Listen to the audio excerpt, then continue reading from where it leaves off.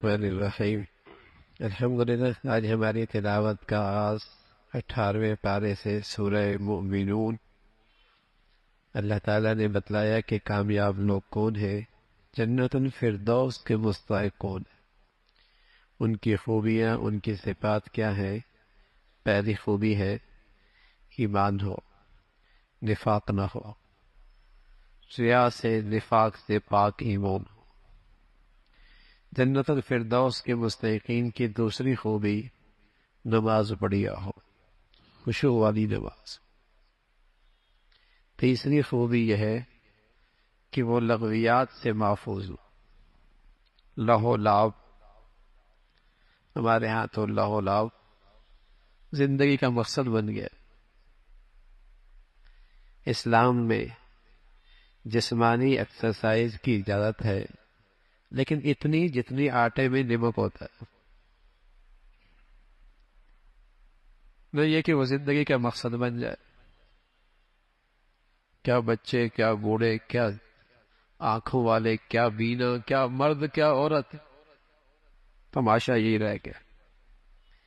ایمان والوں کی خوبی ہے لغویات سے محفوظ رہتے، فضول جس کا نہ دنیا نہ آخرت کا فائدہ۔ چوتھی خوبی زکوٰۃ دیتے، یعنی حقوق اللہ کا بھی خیال رکھتے ہیں، حقوق العباد کا بھی خیال رکھتے ہیں۔ پاک دامن ہے، پاک دامن، عہد کرتے ہیں تو پورا کرتے ہیں، امانتوں کی حفاظت کرتے ہیں۔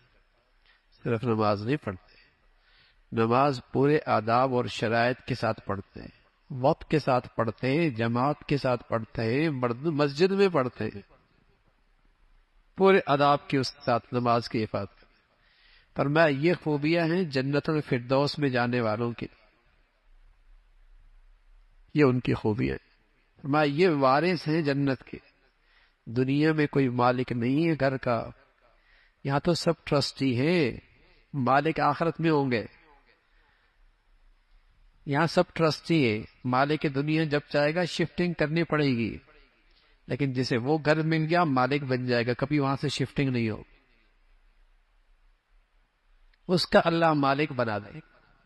یہاں تو سب کرائے پہ ہیں، پہلے ابا رہتے تھے اب بیٹا رہتا ہے، پہلے دادا رہتے تھے اب پوتا رہتا ہے، یہاں تو شفٹنگ ہو رہی ہے۔ اولئک ھم الوارثون، وہ جو جنت الفردوس ملے گے اس کا مالک بنا دیں گا اللہ، پھر وہاں سے شفٹنگ نہیں ہوگی۔ یہ کیوں کر ہوگا؟ فرمایا ہاں ہوگا، جس اللہ نے انسان کو پیدا فرمایا ایک نطفے سے، اور پھر اس کے اندر مختلف ادوار اور مختلف کیفیات، اور پھر اس کے اندر زندگی پیدا کی، اس اللہ کے لیے کیا مشکل۔ پھر حضرت نوح علیہ السلام کا تذکرہ، ان کی توحید کی دعوت، قوم کا انکار، قوم کا مذاق اڑانا، پھر اللہ کی طرف سے آیا ہوا عذاب جس سے وہ ساری قوم غرق ہو گئی، ایمان والے محفوظ ہو گئے۔ پھر کے بعد دیگری انبیاء آتے رہے اور اللہ کی توحید کا پیغام سناتے رہے۔ ہارون، موسیٰ علیہ السلام بھی فرعون کے پاس آئے، ان کے لو لشکر نے تکبر کا مظاہرہ کیا۔ اللہ نے اپنے پیغمبروں کے واسطے سے پوری امت کو تلقین فرمائی ہے حلال کھانا، حلال، حلال کی اپنی برکتیں ہیں، نیکی کے جذبات پیدا ہوتے ہیں، حرام کی اپنی نحوست ہے، گندگی کے جراثیم پیدا ہوتے، گناہوں کے جراثیم پیدا ہوتے۔ حلال کھانا، حلال کھاؤ گے تو نیکی کرنا آسان ہو جائے گی، حرام کھاؤ گے تو نیکی کی توفیق چھن جائے گی۔ حرام مال اور حرام مال سے پرورش جسم وہ جہنم کا زیادہ مستحق ہوتا ہے۔ حلال اور پاکیزہ کھانے والا جو نیکیوں پہ کھڑا کر دے وہ جنت کا مستحق بنا دیتا۔ ہر نبی کے پیروکار آپس میں نفرتوں کا شکار ہوئے، ٹکڑوں میں تقسیم ہو گئے جب نبی کی تعلیمات کو چھوڑ دیا۔ قوم تقسیم اسی وقت ہوتی ہے، فرقوں میں ہو یا گروہوں میں ہو یا جماعتوں میں ہو، یا زبان کی بنیاد پر ہو یا علاقیت کی بنیاد پر ہو، جب نبی کی تعلیمات کو چھوڑتی۔ ورنہ نبی کی تعلیم تو انسانیت کو اکٹھا کرتی، امت کو بھائی چارے کی فضا میں، بھائی چارے کی خوبصورت لڑی میں پرو دیتی ہے۔ جب بھی یہ امت ٹوٹتی ہے، انسانیت ٹوٹتی ہے، پیغمبر کی تعلیمات سے دور ہونے کی وجہ سے ٹوٹتی ہے. پھر نئے نئے بت تراشے دی جاتے، فرقہ، زبان، علاقہ، وطن، سیاسی جماعت، نفرتوں کی آگ لگتی ہے. پھر یہ نئے بت ہوتے. جب تعلیمات نبوی چھوڑی جاتی ہے تو پھر نفرتوں کا شکار ہو. اس کا تذکرہ فرمایا اگر حق ان باطل پرستوں کے پیچھے چل پڑے تو دنیا میں فساد برپا ہو جائے. اللہ کی ذات ہے زمین و آسمان کے پیدا کرنے والی، انسان کو ان گنت نعمتوں سے نوازنے والی. اس کا تذکرہ فرمایا وہ زندگی دینے والا، وہ موت دینے والا ہے. ایک دن آنے والا ہے جب انسان دو حصوں میں تقسیم ہو جائے گی، اور یہ تقسیم نیکی اور بدی کی وجہ سے ہوگی.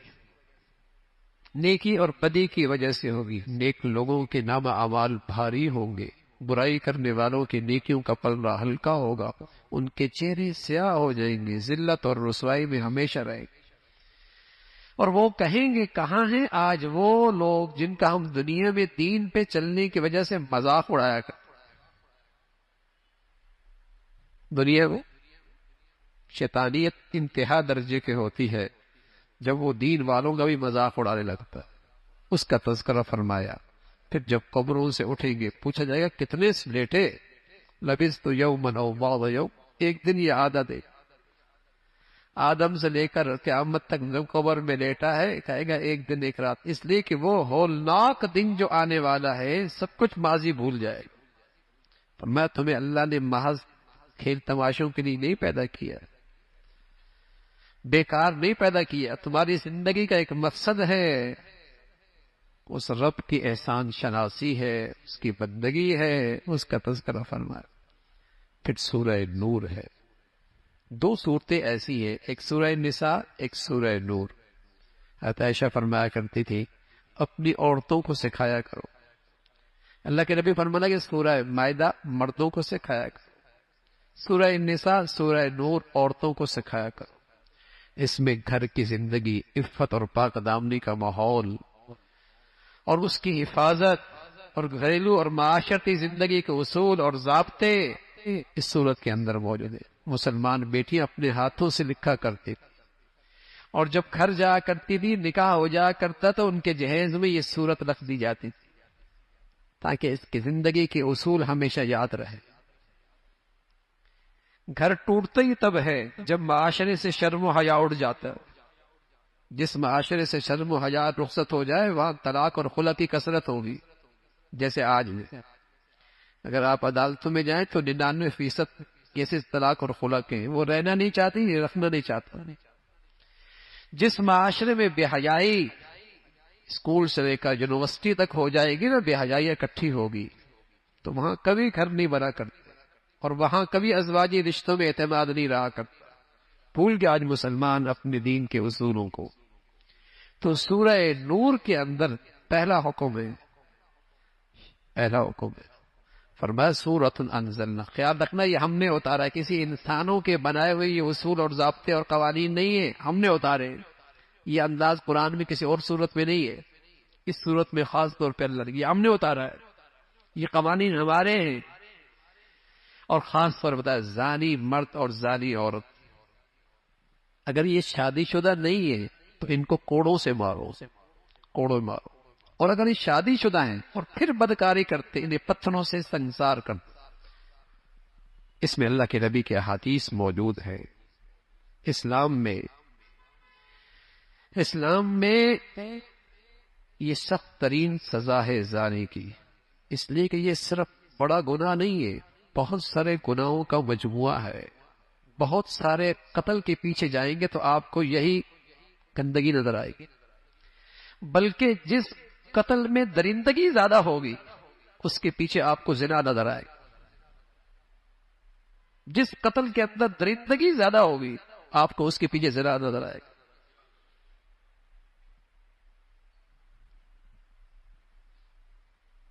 جس قتل میں درندگی زیادہ ہوگی وہاں پیچھے آپ کو یہ گندگی نظر آئے. بہت سارے قتلوں کی بنیاد یہی ہے. اس لیے اسلام اپنے پاکیزہ معاشرے میں اس کی گنجائش نہیں رکھتا. سزا دو لیکن بڑے مجمع میں دو اگر تم ایمان والے ہو. اگر تم ایمان والے ہر مجمع میں سزا دو تاکہ سب کو عبرت ہو، لیکن آج سزا ہو تو بہت سارے لوگوں کی آوازیں آئیں گی، یہ تو بڑی سختی ہے، بڑی سخت سزا ہے۔ ارے قرآن میں ہے جن کے ہاں شرم و حیا کی کوئی قیمت نہیں، شاید انہیں یہ سزا بہت سخت لگے، ورنہ ایمان کے بعد حیا ایمان والوں کی سب سے بڑی خوبی ہے۔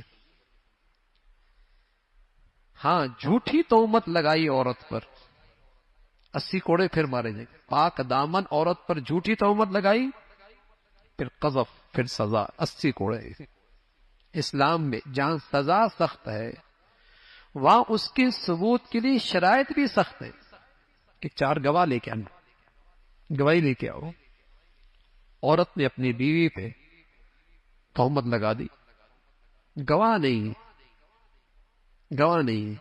تو لعان ہوگا۔ شریعت کا ایک حکم ہے کہ دونوں قسمیں کھائیں گے، اپنے اوپر لعنت کریں گے 5 مرتبہ، پھر ان دونوں کے درمیان طلاق واقع ہو جائے گی۔ پھر واقعہ افک ہے، حضرت عائشہ رضی اللہ تعالیٰ عنہ اللہ کے نبی کے ساتھ ایک غزوے میں تشریف لے گئی، واپس آ رہے تھے، غزوہ بڑی مستلق غزوہ تھا۔ راستے میں ایک جگہ پڑاؤ ڈالا اور اس پڑاؤ کے موقع پہ آپ قضائے حاجت کے لیے تشریف لے گئی، وہاں آپ کا ہار گر گیا تھی، آپ ہلکی پھلکی، سواری کے اوپر پردہ موجود تھا، اس کے اندر آپ بیٹھتی تھی، آگے ایک آپ کا اونٹ چلانے والا ایک آدمی موجود تھا، قافلہ روانہ ہو گیا، سمجھے کہ شاید آپ تشریف فرما ہیں، اندر ہی اونٹ پر موجود ہے، لیکن آپ تو موجود نہیں تھی۔ آپ واپس آئیں، قافلہ روانہ ہو چکا تھا، آپ وہیں چادر ڈال کے بیٹھ گئی اس خیال سے کہ اگلی جگہ جہاں پڑاؤ ڈالیں گے میں نہیں ہوں گی تو واپس آگے مجھے لے جائیں گے۔ پیچھے سے صفوان رضی اللہ تعالیٰ عنہ آ رہے تھے، اللہ کے نبی نے ان کی ذمہ داری یہی رکھی تھی، قافلے میں کوئی گری پڑی چیز کو تم پیچھے سے آ کے دیکھ لیا کرو۔ جب آئے تو عائشہ کو پردے کا اب تک حکم جب نہیں آیا تھا تو دیکھا ہوا تھا، اب پردے کا حکم آ گیا۔ حضرت صفوان فرماتے ہیں کہ جیسے ہی میں نے دیکھا تو میں نے کہا انا للہ و انا راجعون، کہ پیچھے رہ گئی اماں جان، آپ نے چادر کر لی، اس نے سواری قریب کی، کجاوے میں بیٹھ گئی، مدینہ پہنچ گیا۔ لیکن مدینہ پہنچی تو منافقین نے حضور علیہ الصلوۃ والسلام کے گھرانے پر اور آپ کے حرم پر الزام تراشی کی، تہمت لگا دی۔ یہ واقعہ اس کے اندر ذکر فرمایا، اور تاریخ انسانیت میں کہیں ایسا نہیں ہوا کہ کسی کے پاک دامنی کے لیے اللہ نے وحی بھیجی ہو، لیکن حضرت عائشہ کو اللہ نے یہ اعزاز بخشا کہ آپ کی پاک دامنی کے لیے اللہ نے آسمان سے قرآن کے آیتیں بھیجی۔ لیکن اب بھی کوئی بدبخت آدمی آپ کی پاک دامنی کا قائل نہ ہو تو قرآن کا منکر ہے، قرآن کی آیت کا انکار کر۔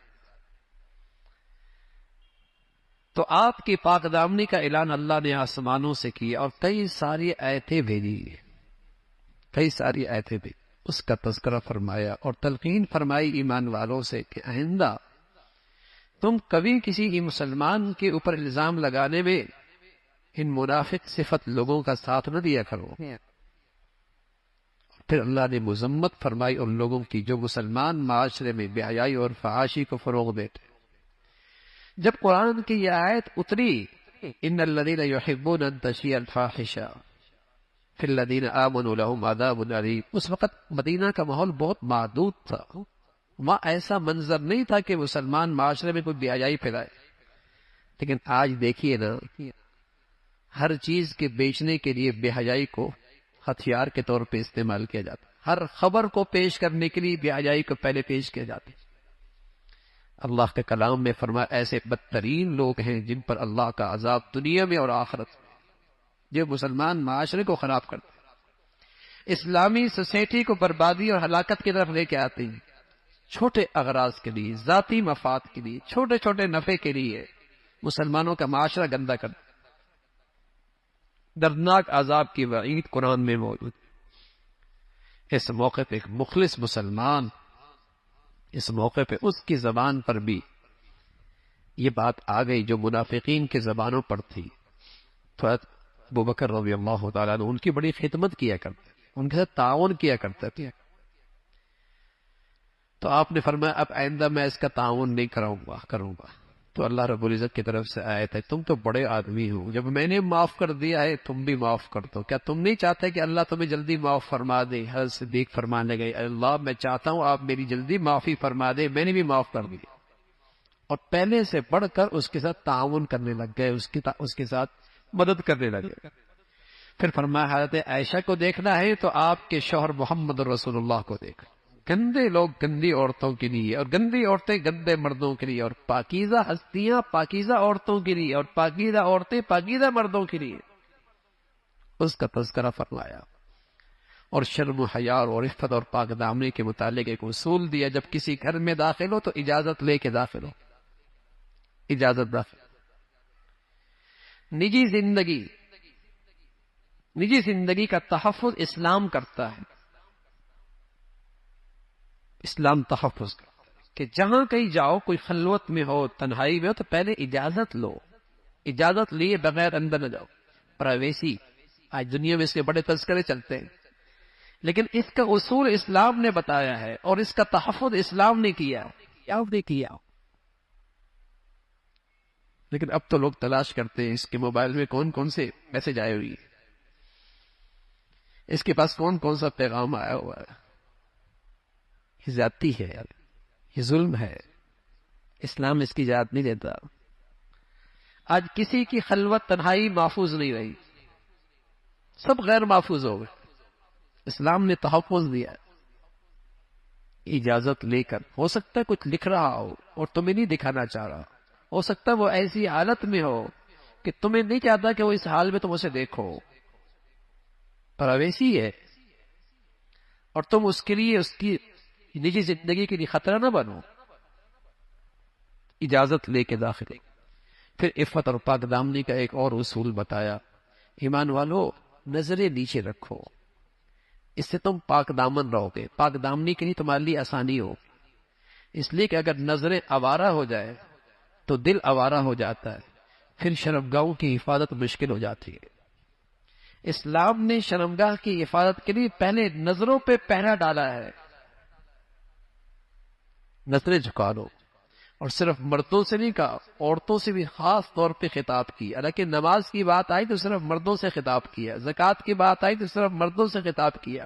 عورتیں اس کے ماتحت داخل ہیں، لیکن جب عفت اور پاک دامنی کی بات آئی تو مردوں سے الگ خطاب کیا، عورتوں سے الگ خطاب کیا.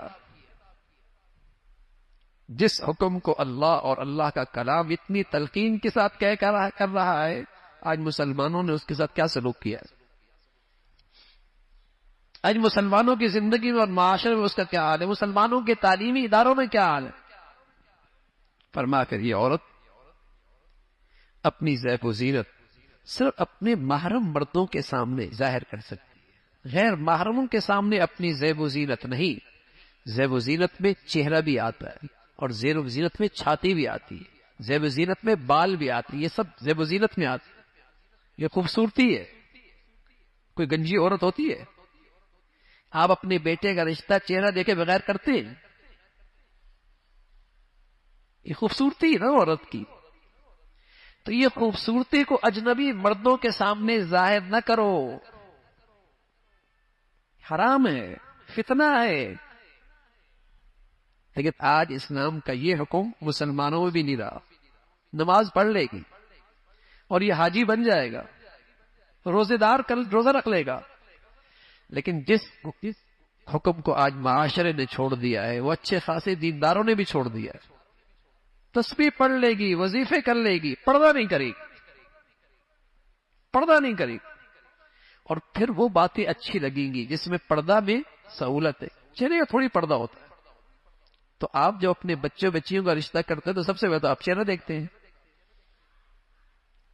بتائیے نظریں کہاں خراب ہوتی ہیں؟ فتنہ کہاں سے شروع ہوتا ہے؟ برائی کہاں سے شروع ہوتی ہے؟ تو حسن و جمال اپنے مردوں کے لیے، اپنے محرموں کے لیے، اجنبی مردوں کے لیے نہیں.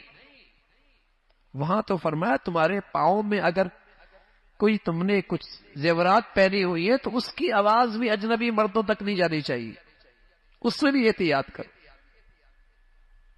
لیکن آج مسلمان معاشرے میں پردہ ختم ہوتا چلے جا رہا، پردہ نہیں رہا،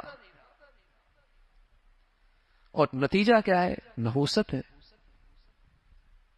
پھر شرم و حیا کی حفاظت کے لیے بتا نکاح جلدی کرو، اس کے لیے اللہ کے نبی نے فرمایا نکاح سستا بھی کرو، سستا نہیں کرو گے تو حرام سستا ہو جائے گا، نکاح سستا کرو، کم خرچ والا بناؤ، نکاح کرو۔ اور ساتھ یہ بھی فرمایا کہ نکاح بڑے کروائیں، یہ نہیں کہ یہ خود ہی سیٹنگ کر لیں، یہ اسلامی معاشرے مسلمان معاشرے کے لیے ایسی گندگی کی اجازت نہیں ہے۔ بڑوں کی اپنی عزت ہوتی ہے، لحاظ ہوتا ہے، یہ نہیں کہ خود ہی رشتے طے ہو رہا ہے۔ ہاں بچی سے اجازت لینا ضروری، بچی کی اجازت لینا ضروری، لیکن رشتے کا تجویز کرنا بڑوں کا کام ہے، ان کا تجربہ ہے، ان کی عقل ہے، ان کی سمجھ ہے، ان کے سامنے معاشرہ ہے۔ پہلے بڑے ہی کیا کرتے تھے، اور نتیجہ کیا ہوتا؟ آج تک وہ میاں بیوی اکٹھے رہ رہے ہوتے، آج خود ہی کرتے ہیں تو حال کیا ہے؟ حال کیا ہے؟ پہلے پڑھے کیا کرتے تھے، اب ان کی عمر 40 سال 50 سال ہو گئے، اکٹھے رہ رہے ہیں۔ آج نئی مخلوق آئی ہے، خود کرتے ہیں۔ بتائیے کتنے سال رہتے ہیں ساتھ؟ پہلے گھر آباد تھے یا آج زیادہ آباد ہے؟ پہلے زیادہ اعتماد تھا یا آج زیادہ اعتماد ہے؟ پہلے زیادہ محبتی تھی یا آج تھی؟ یہ اسلام کے اصول ہیں، معاشرتی زندگی کی ضابطے ہیں، ہماری خیرخواہی کے لیے، ہماری نسلوں کی حفاظت کے لیے ہیں، ہمارے معاشرے ہمارے گھروں کی حفاظت کے لیے، تحفظ کے لیے۔ نکاح کر دو، اس کا تذکرہ فرمایا۔ پھر اللہ رب العزت نے ان تاجروں کی تعریف فرمائی جن میں 4 خوبیاں ہیں، وہ جنتی ہیں۔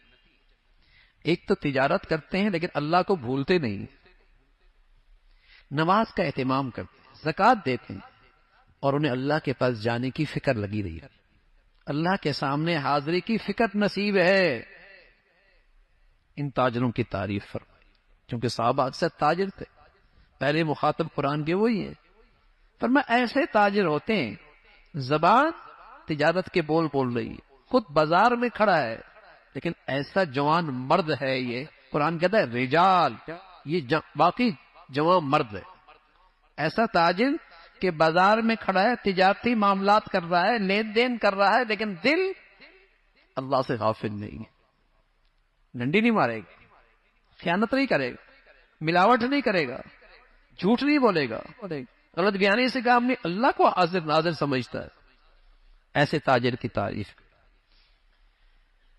ایسے لوگ جنتی ہیں، اس کا تذکرہ فرمایا، اور فرمایا جو ایمان اور اخلاص سے خالی عمل ہوتا ہے، اس کی مثال تو ایسی ہے جیسے دور سے آپ کو ریت پانی نظر آتی ہے لیکن قریب جاتے تو کچھ نہیں ملتا۔ ایسی ایمان اور اخلاص سے خالی عمل کی مثال ایسی ہے، جب وہاں پہنچے گا اللہ کی بارگاہ میں کچھ ہاتھ نہیں آئے، اس کا تذکرہ فرمایا۔ پھر ایمان والوں کی 4 خوبیوں کا ذکر فرمایا، فرمایا یہ کامیاب لوگ ہیں، ماضی کے بارے میں اللہ سے ڈرتے ہیں، آئندہ کی زندگی میں محتاط زندگی گزارتے ہیں، اللہ اور اللہ کے رسول کی اطاعت کرتے ہیں۔ فرمایا یہ کامیاب لوگ۔ پھر اللہ رب العزت نے مسلمانوں کی اجتماعی زندگی کے لیے خوشخبری سنائی، فرمایا اگر مسلمانوں کا معاشرہ ایمان اور اعمال صالحہ پہ آ جائے تو اللہ رب العزت انہیں خلافت دے گا، خلافت دے گا۔ ایمان اور اعمال صالحہ، انفرادی زندگی میں بھی دینداری اور اجتماعی زندگی کی جو اسلام کے تقاضے ہیں، 3 تقاضے ہیں، 3 تقاضے۔ پہلا تقاضا اسلام کی خدمت کے لیے افراد تیار کر، دوسرا تقاضا اسلام کا پیغام کو عام کرنا، پہنچانا، تیسرا اگر کہیں رکاوٹ بنتی ہے تو پھر جہاد۔ یہ 3 چیزیں، مدینہ منورہ میں یہ 3 چیزیں زندہ ہوئی، اللہ نے خلافت مسلمانوں کو۔ صفہ میں، مدرسے میں افراد تیار ہوتے تھے، افراد سازی ہوتی تھی اس تعلیمی ادارے کے اندر، اور مسلمانوں کا دینی پیغام ہر طرف پھیل رہا تھا، جہاں رکاوٹ تھی وہاں تلوار تھی۔ پھر اللہ نے مسلمانوں کو خلافت، جب تک یہ امت میں یہ چیزیں رہی اللہ نے مسلمانوں کو غلبہ نصیب فرمایا، اور ساتھ فرمایا اگر تم ایسا کرو گے تمہارا خوف امن سے بدل جائے گا اور تمہارا دین دنیا پہ غالب ہو جائے گا۔ پھر ایمان والوں کو تلقین فرمائی، ایمان والوں گھر میں داخل ہو تو اجازت لے کے داخل ہو، اور کچھ وقت تو ایسے جو خاص خلوت کے ہوتے ہیں جس سے جسم کے زائد کپڑے اتر جاتے ہیں۔ دوپہر کا وقت ہوتا ہے، عشاء کے بعد کا وقت ہے، فجر سے پہلے کا وقت ہے، آدمی زائد کپڑے اتار دیتا ہے۔ فرمایا ایسے موقع پر تو چھوٹے بچے بھی کمرے میں داخل نہ ہو بغیر اجازت کے۔ اسلام اپنے معاشرے کو پاکیزہ رکھنا چاہتا ہے، صاف ستھری معاشرت رکھنا چاہتا ہے، جہاں کہیں گندگی نہ ہو، بے حیائی نہ ہو، شرم و حیا کا کہیں ہیرا یہ چٹک نہ جائے۔ اجازت لے کے داخل ہو۔ اور پھر فرمایا ہاں عورتوں پر پردے کی تلقین فرمائی، لیکن ایک استثناء فرمایا ایسی بوڑھیا عورت جس سے نکاح کی کوئی امید نہیں، بڑھاپے کے اس حصے پہ چلی گئی، یہ اپنا چہرہ کھول سکتی ہے، لیکن فرمایا چہرہ کھول سکتی ہے لیکن یہ بوڑھی انداز میں باہر نکلے، ایسا ہو کہ جوان بن کے باہر نکلے۔ ہاں اب تو ایسا بھی ہوتا ہے، بوڑھی بن کے باہر نکلے، ایسا نہیں کہ جوان بن کے باہر نکلے، تو تب یہ چہرے کا پردہ نہیں کر سکتی، نہ کرے کوئی بات نہیں، لیکن فرمایا اگر کر لے تو بہت اچھی بات، اس کی تلقین فرمائی۔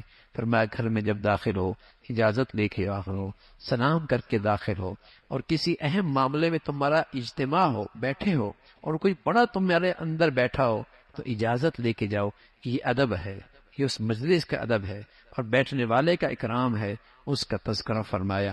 پھر سورہ فرقان ہے، قرآن کی عظمت کا تذکرہ ہے، رسول اللہ صلی اللہ علیہ وسلم کی رسالت کا تذکرہ، پھر وہ کفار کے وہی بیہودہ سوال کہ آپ کیسے رسول ہیں، آپ تو کھاتے بھی ہیں، پیتے بھی ہیں، بازار بھی جاتے ہیں، اگر آپ واقعی اللہ کے پیغمبر ہوتے تو کوئی فرشتہ آپ کے ساتھ ہر وقت آپ کے آگے پیچھے چلتا، اور آپ واقعی اللہ کے رسول ہوتے تو بھی آپ کے باغات ہونے چاہیے تھے، آپ کے پاس کوئی زرخیز زمینیں ہونی چاہیے تھی۔ اور میں ہاں اللہ رب العزت کے جو پاس یہ ہے نا، وہ دنیا کی زرخیز زمینوں سے بہت بڑھیا ہے، وہ جنت ہے، اس کا تذکرہ فرمایا۔ پھر جہنم میں اہل جہنم کا تذکرہ فرمایا، کس طریقے سے جہنم میں داخل ہوں گے، اور ان کے معبودان باطلہ بھی جہنم میں داخل ہوں گے، اور ان سے کہا جائے گا کیا تم نے بت پرستی میں انہیں مبتلا کیا؟ وہ کہیں گے اللہ ہماری پناہ، ہم نے انہیں اس راستے پہ نہیں ڈالا، اس کا تذکرہ فرمایا۔ پھر فرمایا ہر رسول دنیا میں آیا ہے، اس کے ساتھ بشری تقاضے لگے ہوئے تھے، ان کے بچے اولاد، ان کے کھانے پینے کی ضروریات تھیں، پھر فرمایا صبر کرو، لیکن اللہ رب العزت ہر چیز سے آگاہ ہے، ہر چیز پہ نظر ہے۔ اللہ تعالی عمل کے توفیق نصیب فرمائے۔